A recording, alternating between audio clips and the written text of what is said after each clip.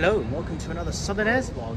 Tyler, Jett, 41 McDowell at your service as always. And I'm here at the London Transport Museum. I'm here to see a Bruce Springsteen gig tonight at Wembley Stadium.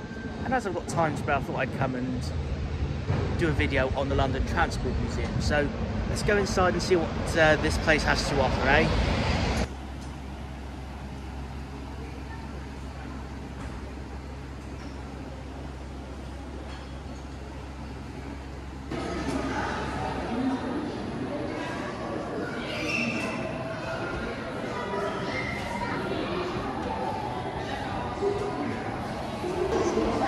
Well, here we are, London Transport Museum. So let's get started on this. It costs £24.50 for entrance, and yeah, I also was able to gift aid my entry as I'm a UK resident and taxpayer. So at least some of my entry fee that should have gone in VAT and taxes is actually going to be sent back to the museum. Could have probably picked a better day to come, considering the holidays have just started in the UK for the summer, but can't have everything, I guess. And this is how you would have gotten around in the 1700s.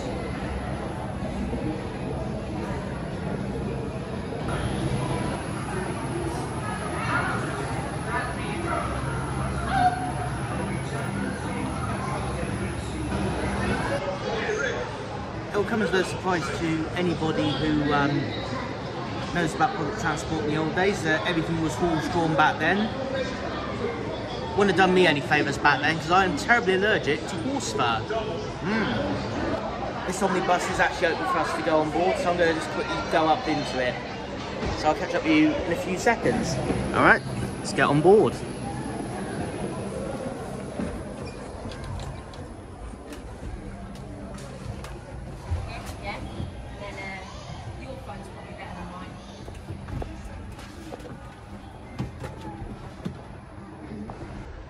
Dude, very cool. Very cool. So obviously this was a Metropolitan line train back in the day.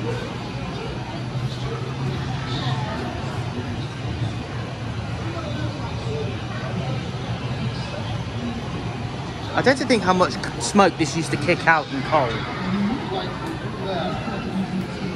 And obviously we've got the cabin. I think we can go inside that. I'll try and head in a moment. Ah, hello gentlemen. Okay, so I'm currently in the carriage of the train that I was just looking at. And it looks like this is an old Metropolitan line train, which funny enough, I'll be going on the Metropolitan line later to get to Wembley Stadium. Obviously that's what the network looked like back in the day. Try and get a good thing of that. And there's just another map there as well. You can see the seats are probably not to everyone's taste, but as was the fashion back in the day. It's sad to say that in 70, well, nearly 80 years, some things sadly never change. People of the Ukraine having to basically do what Brits were doing back in the 1940s. That's Ukraine 2022, 2023.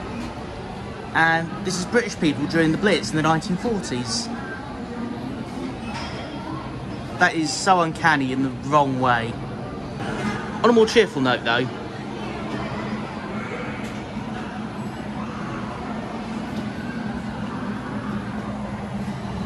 wow, check that out.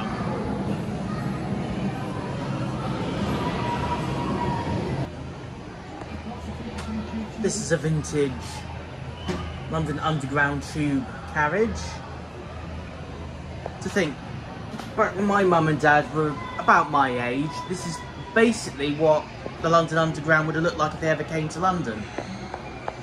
So you can probably just about see from that sign up there, if I just zoom in. So this one obviously used to run around on the District and Circle line. It does feel a bit surreal being on this, considering this is a old District and Circle line train carriage, considering I was on one of the more modern ones literally an hour or two ago, because obviously it was the District line that took me from Victoria Station to Embankment, which is just round the corner from the museum.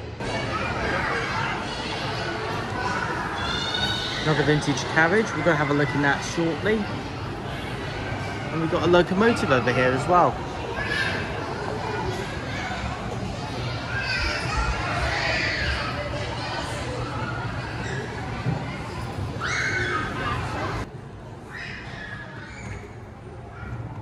Having descended into the bowels of the earth by one of the semicircular lifts, a novelty in point of size, being able to carry some 50 passengers. So this is what one of the very, very early underground train carriages would look like. In some ways they have come quite a distance since these early days. In other ways, they're almost exactly the same. London and the TfL network's come a long way since this map was the most up-to-date version of the TfL. In fact, if you come down here, here's Hounslow, and it's around here that we have London Heathrow. Obviously London Heathrow didn't exist back then, and there was no direct links on the tube there, but it wouldn't be far away when the Piccadilly line opened up. And obviously a bit further out this way we have where London City would obviously be built in the 80s. Obviously London City didn't exist then, it was still docks.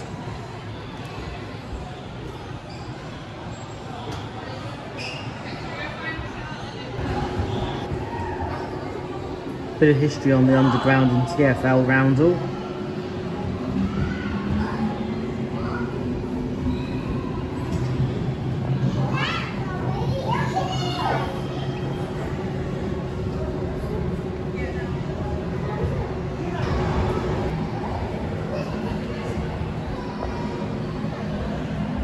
Boy, that's my line. So this London carriage dates back to 1936. It's almost 100 years old. Let's go in and see what it's like inside, get a better view. Here we go.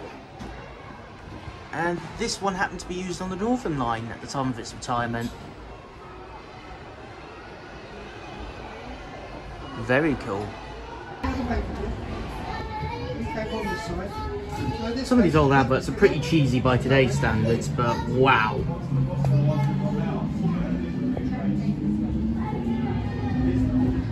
If you know, you know.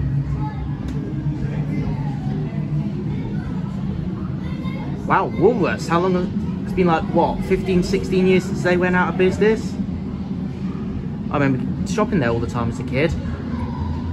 And who remembers when American Airlines not only flew from London Gatwick, but they used the Boeing 747 SP. It's all Dreamliners and 777s these days. I don't know how out of date the Northern Line looks, but... Okay, so earlier in the museum we're on one of these ones, which dates back to 1906, give or take. I think I've seen one of these ones in here. We've just been on one of these, which dates back to 1938. I think by now would be nearly 10 years old when these trains entered service. And this is basically what we have today. Well, obviously a couple of the cheaper, slightly more modern trains, but, you know, they're still worth their weight in salt.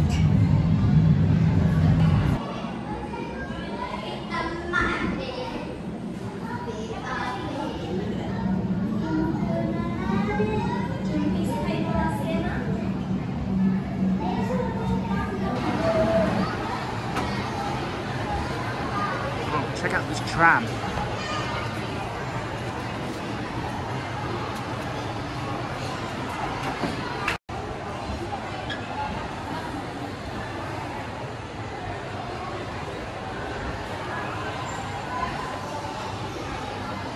Got Route Master here. Anyone for a trip to Clerkenwell? Yeah.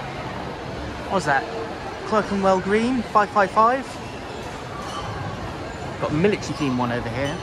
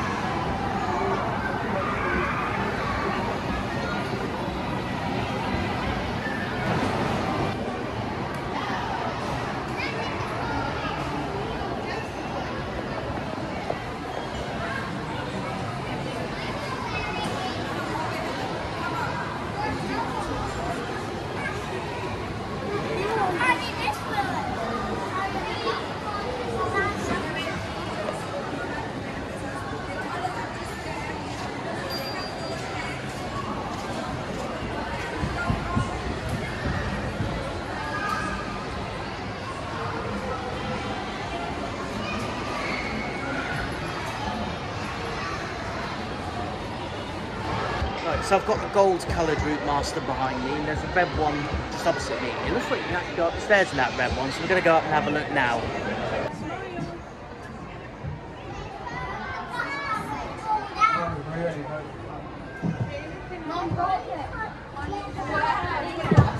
So as you can see, we're upstairs on the red Route Master. Looks pretty cool, doesn't it? What? You just get to go up here. It's almost similar to the one we used to have at the Bournemouth Aviation Museum, which was obviously a yellow bus one for Bournemouth. Oh.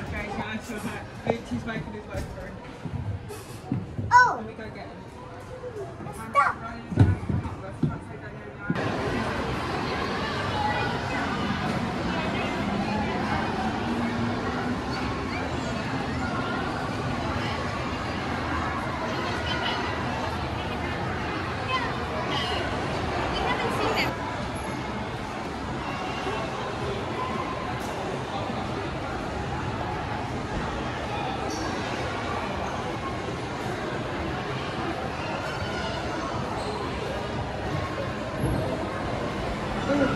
Right, it's been just under 2 hours later, and I'm come full circle. I'm all the way back at the start. Great museum.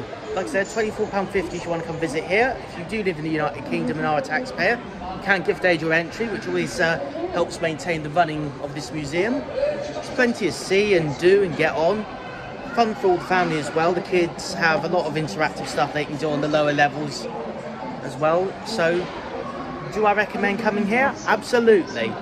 It's been a fun couple of hours, but it's time for me to get going. So, you've been watching the Southernairs. I'm Jett and have a lovely day. Safe travels.